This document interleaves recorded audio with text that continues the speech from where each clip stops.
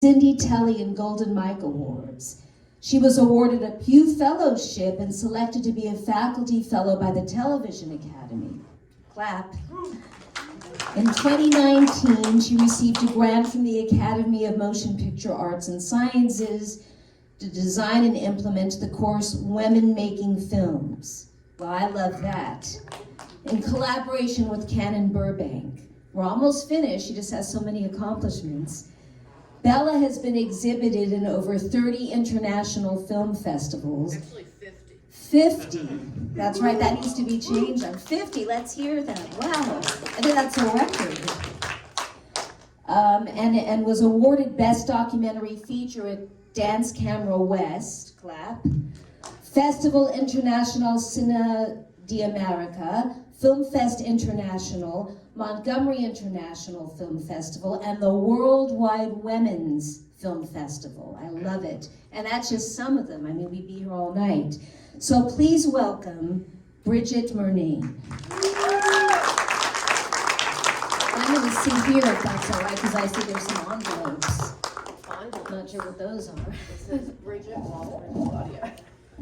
Might be a nice surprise. So I'm going to talk, we're going to have a conversation, then I'll open it up to the audience. So amazing. I've seen this film so many times now, and to see it on the big screen. But you actually knew the subject. Oh, yes. So let's start with that, how you got to know Bella Lewitzky and what inspired you to make this film.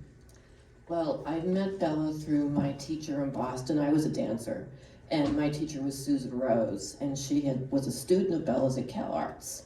And when Bella and the company came to Boston in 1978, I met them and hung out with them. And after that, I did some workshops with her in Buffalo and a couple in Idlewild. And then in 1982, I moved to LA to get a master's in dance at UCLA. And the only people I knew were Bella and Noel and people in the company. In fact, I was living with people in the company. So I went from I got an MA in dance and then went to the film school and did an MFA. And once I went into the film school, my first thought was I have to make a film about Bella someday. So it was something you always wanted to do for many years. Yeah, since the late 80s. I would say something like that. Now, did she know that? And what do you think she would think if she was here to see this? You know, Bella could really care less about anything like this, but her husband Noel would be so excited and so proud. He was always promoting her, always supporting her, and he became a good friend of mine as she did. But I don't know, she was a very modest person, even though she had this like strong presence and all this, but she didn't really care about fame or being known or anything like that. That's interesting because, you know, I know, I started as a dancer as a child and had that training and knew all about dance and modern dance and ballet and, you know, I've tried to keep up on everything, but I've always known who she was. And I feel that, you know, you captured that she was so well known. Like he said, she was the Mother Teresa, and she was so much, you know, married to the West Coast and represented California and Los Angeles. So do you feel that because of the blacklist situation or because of the National Endowment, that has kind of caused her to lose focus? Because a lot of people maybe today are not as aware, or they have to be reminded, when you see this, you really bring what her accomplishments and her contributions, not only to dance, but just to speaking out for being an empowered woman, for being a shiro. Why do you feel that she's not, you know, on the tip of everybody's tongue, that they know who she is, and that there's not a Bella Lewitzky Dance Center that we could all start, or the dance community could start? Well, I think that there's a bunch of stuff that contributes to that. I mean, she's basically been written out of dance history. There's no mention of her. And if you ask any dancer today who she is, nobody will know. And I think some of it has to do with the fact that she was blacklisted in the 50s. And in the 50s is when all of the big people moved to New York. Merce, Paul Taylor, Jose Limon, that's sort of where it all started. And then, as we talked about in the film, New York was really the place to be. And that's where the critics were, and that's where people came to book companies. And I mean, they did premiere it, they were at BAM in 1971 and got great reviews. But after that, they all kind of skipped New York a lot because you had to self-produce when you were there, usually. So they just toured internationally and did a great deal of that. I think also because the NEA eventually resulted, turning down the NEA grant resulted in the company folding, and it folded in 1997. Now, you know, we have so much social media now and communication, that was not going on then. And it's really, for instance, I danced in the 70s and 80s. There's no way I can really find anything of myself online in terms of dancing. So in that period of time, there just wasn't a lot of documentation. Then she closed her company in 1997, you know, and she decided that the company was not going to go on. And actually, she and her good friend Merce Cunningham talked about it, and both decided to do that, except Merce put this big, thick plan in place where there's a whole trust created where his work is carried on. So, I mean, some reconstructions have been done of her work, but not that many. And I think soon it's going to be totally forgotten. So that's one reason I wanted to do the film. Well, we have a special guest in the audience from the film, Walter Kennedy. Would you like to? He's the associate producer, but he did reconstruct. Yes, he's, Walter, can you stand up so people can see Please who you are? stand up. This is Walter Kennedy. He's in the film. He danced for Bella for 20 years and was the rehearsal director. Also, Roger Gonzalez Hebner, can you stand up, Roger? Was a dancer in the company. He is in the Last Dance with the Woman in Red. He's the man. From a filmmaking standpoint, because you managed to get her to narrate her life and all that amazing archival footage, can you talk about acquiring that or licensing or, you know, as I know every documentary filmmaker, that is the nightmare part, but also the dream. What was that like, just getting all that? Well, she has an archive at USC in special collections. It's the Lewitzky Dance Company archive. So when the company closed, all the materials went there. I actually started researching there in the late 90s, and I helped them catalog all the film videos and some audio stuff that they had there. So I had access to those materials, but sometimes it was really hard to find things. You know, you might have a dance that would be at the end of a tape that had 3 pieces on it, and it wouldn't be labeled correctly, so you wouldn't know. So it was a lot of, Roger's like, yeah, because she taped over stuff a lot. I mean, a lot of times all we had was like a VHS tape of something. For instance, the Agnes DeMille section from Conversations with the Dance, that was produced by KCET and was broadcast nationally. KCET does not have any documentation. They have no tape. They have nothing. We had to use like a VHS tape that looked like it had been made from a 16 millimeter and, you know, work with that. And then I had excellent archival producers, Hilary Dan and Justine Pierce. And they really helped with getting all of that B-roll and the addition material. And we tried not, for instance, for the QX section, we tried not to use the stuff that you see all the time, but to find some unique footage to put in there. But yes, it was quite, I think we had like 500 archival cues, something like that. And yes, we thank goodness she had signed over all of her materials to USC, so USC could give us permission for mostly the company stuff. But you know, if they had something from a news show that they had taped off air, you know, we have to go get permission for that. And there's a lot of news channels that were here in the 80s that are gone. So then you have to find out, like, well, where did their stuff go? Well, maybe they taped over it and it just doesn't exist. So yeah, it was a real hunt to track everything down. Now, what about the editing process? I'm always so fascinated and just, a lot of times I think one just will sit there and watch, but they don't actually ask the filmmaker. So are you very hands-on with the editing, or do you let the editors put something together and then you trust them? Or how does that work with you specifically as a filmmaker? Well, it was a collaboration, definitely.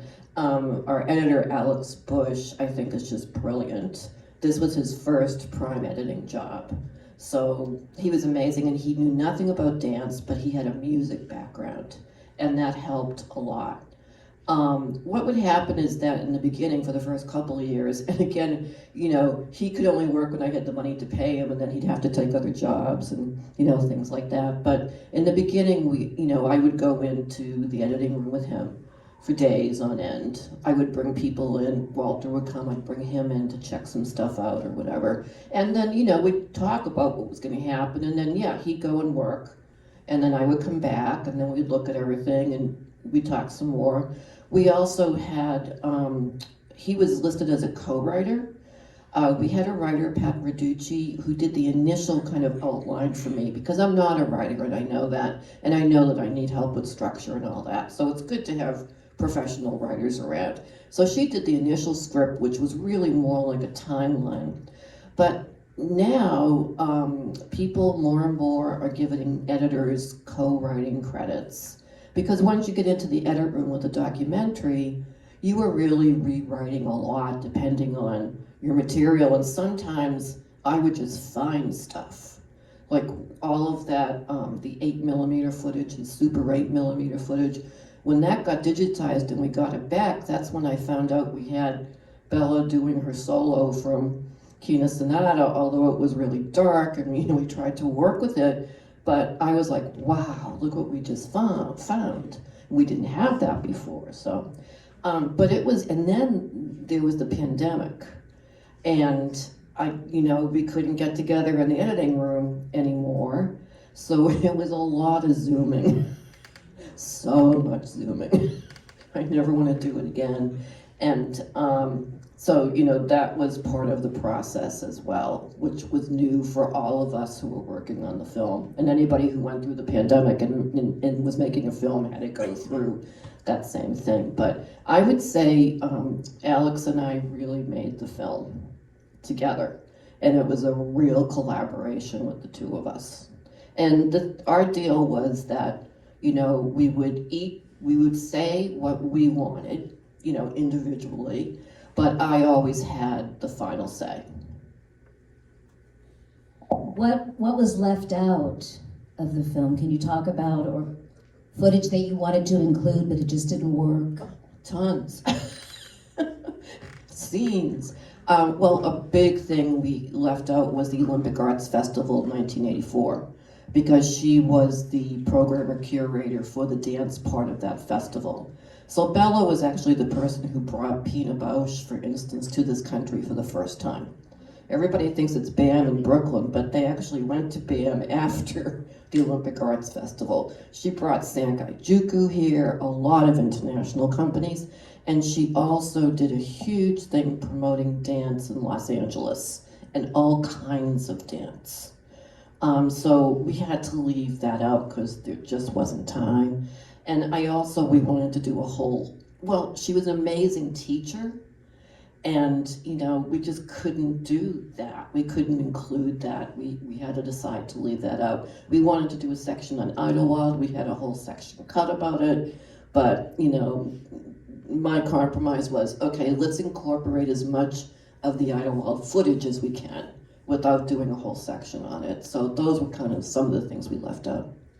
And the dance gallery, I'm fascinated by that because, I know a lot of the, besides Shirley MacLaine, who I told to come tonight, she wasn't able to, but she does want to see the film.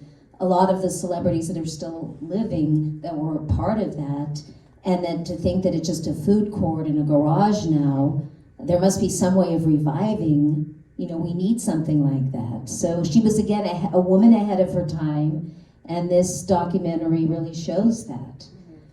Now, back to the blacklist part, which is a sensitive issue, but I know quite a bit about that because my father he wasn't blacklisted, but someone in his company had been, and he also broke the blacklist, which many people don't know, but Stanley Kramer in 1957 and 58, he made the Defiant Ones, and he actually brought the two writers that were blacklisted, he brought them onto the lot, he paid them more money than anyone had done at that time, and he also made sure they were in the movie, and he put their real names under and gave them credit on screen. And I remember hearing something about, this was obviously before that with Agnes DeMille in 1953, that Bella, was paid for Oklahoma but didn't get on-screen credit. And there's been arguments about that, whether that was fair, or a lot of people have said that, Agnes DeMille had to protect her own reputation, and probably it was too early at that point in that really terrible time in our country. Did Bella ever really refer to the blacklist? Because I also have presented a film about Marcia Hunt, who was blacklisted. I'm sure she had met her. She also lived in California, and she didn't really want to talk about it that much, but she was not afraid to. Was it something that Bella had a problem discussing, or was she very open about it? She didn't talk about it that much. And I'm looking at Walter, and he's agreeing with me. Until the NEA thing happened. And once that happened, because of her refusal to sign, then people found out a lot, and she talked about it. But she really, and she always said she hated working in movies. They were treated so badly, especially dancers. And I didn't even know that she had worked in as many films as she did. She actually met Agnes in 1934 on Romeo and Juliet, where Bella was a background dancer. And a lot of times, background dancers never got credit. And then she would be, anytime you see Lester Horton listed as like a dance stager or choreographer, Bella was always his assistant, which means she's the one that taught everybody the stuff, and she's the one that rehearsed everybody, and all of this. So no, she didn't talk about it, and not until the NEA thing came up. Bringing up Lester Horton, that was, such a feminist moment in her when she decided to do her own, and realized when he brought that up that she was creating her own technique, and the fact that when she left that they never spoke again, that could be a movie on its own. Did she ever talk about him, or once that period was over when she was teaching, was he referred to a lot? I wouldn't say a lot, but I once asked her, do you remember the technique, Bella? Do you remember? And she just looked at me and said, no, because it evolves. Lester believed it should never stay the same. Everything should evolve. So ahead of its time, both of them. Yeah, and she also, she talked about Lester, always said that he was a genius. I think she really loved him. And the reason that they never spoke again was he had a heart attack in 1953. And before he died, Bella and Newell tried to go see him, but the people around him wouldn't let them in. So she never got to see him at the end. But both Bella and Newell often spoke fondly of Lester. And like I said, they both said he was a genius. In fact, Newell told me that the first date he and Bella went on was to go to Santa Barbara to see the Martha Graham Company for the first time. And Lester drove. I was going to ask how influenced, that they were by Martha Graham, and obviously that had some influence, but it was original modern dance too. Who else do you feel with Bella especially influenced her, like when she was first decided to go into dance? Well, I wouldn't say that they were influenced at all by Martha Graham. They're really, because as she mentioned, it was difficult to go back and forth. And the dance that Bella and Horton developed, because I really think she was a collaborator on the development of the Horton technique, because people always say she was the body that he created the technique on, and I'm like, well, there was a head attached to that body, and there was a brain in that head, and I think she was more than like a puppet, and he was pulling the strings. You know, so.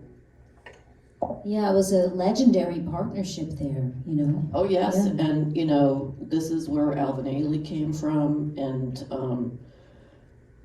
Joyce Trissler, and Carmen de Lavalade, who's in the film, who all moved to New York. Once Lester died, actually, Alvin Ailey took over the Horton Company for a couple of years, but then he and Carmen went to New York, and then they formed the Alvin Ailey Company. So again, that was in the 50s, and I think part of it too is that people were really afraid about what was going on with HUAC. And, you know, people didn't want to be around Bella because she was blacklisted. And she put that into the dances, the social justice pieces, the darkness. And I also, you know, she was an influencer because of being involved with Rudy in the fashion, and it's very intersectional. Can you talk about that and, you know, the amazing footage with Rudy, and that's just stunning to see that. Yeah, she and Rudy were very good friends. In fact, when did he pass away? A long time ago.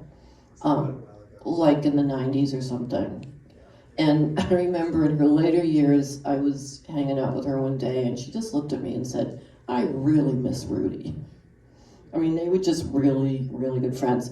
But yeah, we got that B-roll footage was hard to get with all the fashion stuff and all of that.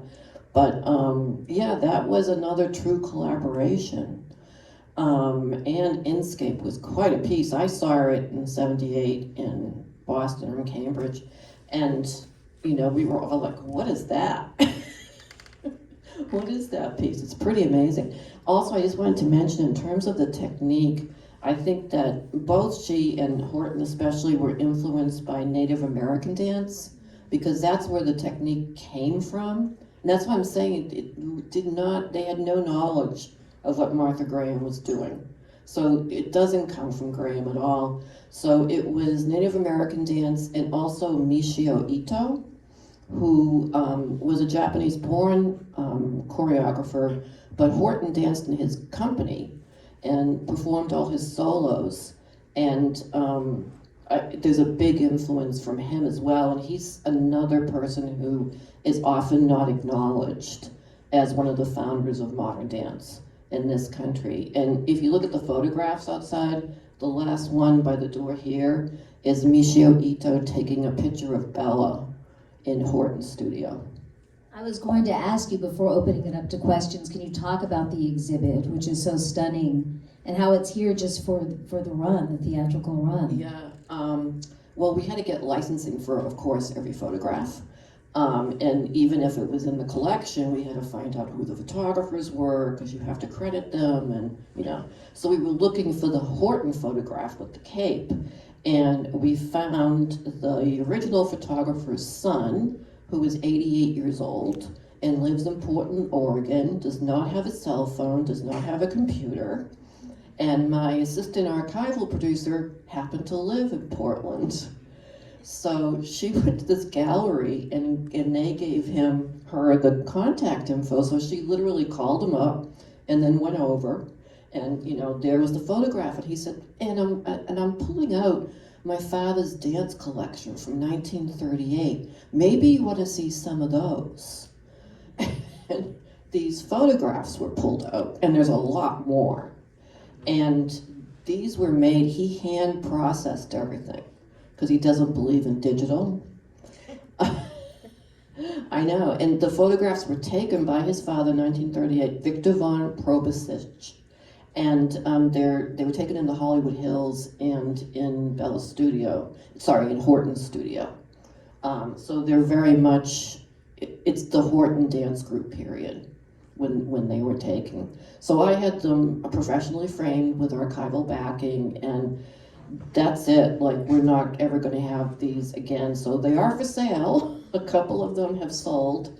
And I'm trying to, either at the Library of Congress or New York Public Library, get the collection donated so that it all goes someplace. Well, we're very lucky to have it here, to be able to see it. I'd love to see all of it. How many more? You said there was a lot. Hundreds. Wow. I mean, he has no idea really. He just has all these negatives from, and the sizes of the photos were dependent on the cameras. It's not like now when you can make things different aspect ratios and different sizes. Whatever camera you shot in, that was the aspect ratio of your photograph. Well, do we have any burning questions? I'll call on the first person that raises their hand. Oh, right there. Hi. Hi. I wanted to know, is her daughter still dancing, or is she involved in dance, or is she, I don't know anything about it. The question is about Nora. Yeah. Thank you, Roberta. Is she I was still going to ask dancing? that next. So. Oh, okay. Yeah, she's retired and she lives in North Carolina. She did dance for Laura Lubavitch for a while, and she also was in Mark Morris's first group of dancers. But then she went into somatic work and Pilates work, and she did a lot of body work. But yeah, now she's retired and living in North Carolina. She was very supportive of the film, but when we were doing the interview, she was going through a lot of personal stuff, and I was not going to push her at all because it was not a good time for her. But she gave us all the permission. She was very supportive, but she just couldn't do an interview. I was going to ask you about all the thank yous at the end. You see that so much, but there was so much support. I wondered, were they, fans, dancers? Was it a combination of people that knew her, arts activists, arts supporters? It was everything. I mean, we started with a crowdfunding campaign just to get stuff off the ground. And then we have the International Documentary Association as our fiscal sponsor, so people could make, tax-deductible donations. So yes, I worked it for a long time, and I'm still working it now. We're still paying off the finishing expenses. We had, actually about half the money was through direct donations, and the other half we got interest-free loans that I still have to pay back. So we're working on that now. And it's, it deserves Academy Award nomination. So that's in the works. I can see it winning, Well, I'm very, biased towards it, but I'm so impressed with it, and her spirit really comes through. Well, making this film, I had 3 goals. And the first was to change the world because I thought Bella changed the world. And the second was to have as many people see it, to have as many eyes on it as possible. And the third was to break even. We're working on that. But, because if you qualify for the Oscars, you get into the Academy screening room for your category, and mine is documentary feature. So for me, it was, okay, let's get more eyes on this. Even if it goes no further than getting into the Academy screening room, I want as many people to see it as possible. And that's what my Films That Change the World, you just said that is about. And speaking of Sasha. seeing the film is playing here all week. The film is playing Yes, here all week. Until the 16th. Until the 16th, So 3 tell shows your a day. friends. So bring everybody to come see it. I'm gonna go to you first. Thanks for making this wonderful film. Thanks for coming. I think you're welcome. I have a philosophical question. Because it's about both technique and repertoire.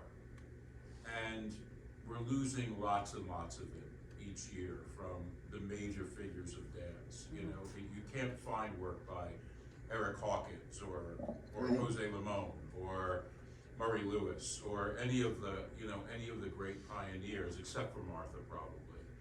And I wonder if, of course there's value in keeping it, but as you said about what Bella said about Lester, everything is always evolving. And I think we're poorer for losing all of that technique and the work that was created. I worked with Anna Sokolow years ago, and no one knows her work, today. And I'm just wondering that question. I mean, how do we preserve something that ultimately isn't desired in any larger sense, that even dancers today aren't even aware of it? And it's it's a very hard question, I know, but, Well, Did everybody hear the question? it's, the ephemeral art form. yeah. That's the big issue, I think, at the core. And yeah, I mean, I don't think Bella wanted reconstructions done, for instance, and they are being done. I mean, Walter just did one at CSU Dominguez Hills, a piece called Game Plan, which you saw a little bit, you saw Diana doing part of that. But yeah, she didn't believe in that. And Merce Cunningham, he set up a whole thing with his trust where reconstructors are being trained and, from the people who were in the company, and you have to go through this whole thing to be approved and all this, so that work will go on. But no, I'm with you because, as she said, things evolve and they should evolve. They shouldn't stay static. They shouldn't stay the same. So it's one reason I made the film. Thank you for doing so. Yes, yeah, and really keeping the fact that she's so, did so much for Los Angeles. That's why the run here is so important for everyone to really appreciate that. Yes, because Yeah. again, I still don't think that people know about the history of Los Angeles. And as she said in the film, she feels sorry for them, but she also mentioned because it's not an Anglo history, which is very true, that, it's not acknowledged. And I think this film kind of helps with a little bit of the history, but there's a lot more that people don't know about and probably should. Exactly. Lori, you had a question? Yeah, just thinking about how things evolve and go on. Is there a connection somehow between protected First Amendment speech and obscenity? Because I mean, if you look at the 90s, anything about homosexuals was considered obscene. And, the Supreme Court has said that obscenity is not protected speech. How do you feel about that? Well, Well, I agree with Bella. me Is there a too. lo- is there a line? She sacrificed everything to do what she believed in, and that was just another example. But Yeah. we need it now more than ever. That's why this film is so important. It's very timely. Oh, exactly. And, it's interesting because when, in 1990, I was working at the Institute of Contemporary Art in Boston, and I was the assistant video curator, and my friend Sasha right here knows this. We did the Mapplethorpe exhibit, and I was actually doing a lot of work for the Freedom of Expression Coalition, going around and interviewing constitutional lawyers and, all of this.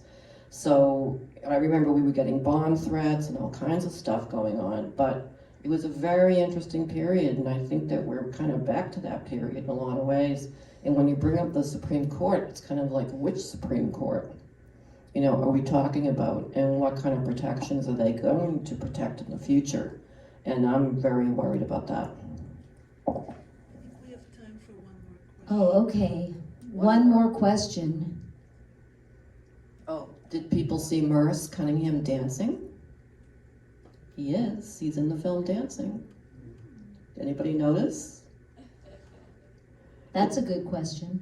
In the sort of towards the beginning when it's the piece Conquest, when she has the white dress on, and she talks about, how she just wanted to pay people and have a couple of dancers.